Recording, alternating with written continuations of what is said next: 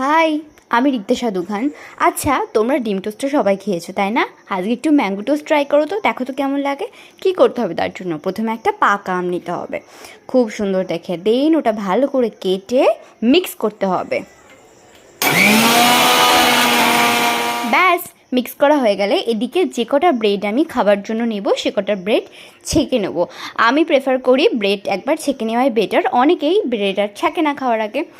দেন আমের যে মিক্সারটা করলাম ওটা খুব সুন্দরভাবে ব্রেডের ওপরে স্প্রেড করে নিতে হবে। আমের টেস্ট যাদের ভালো লাগে তাদের এটা শিওর ভীষণ ভালো লাগবে। দেন আমি আর একবার আগুনে ছেঁকে নেবো।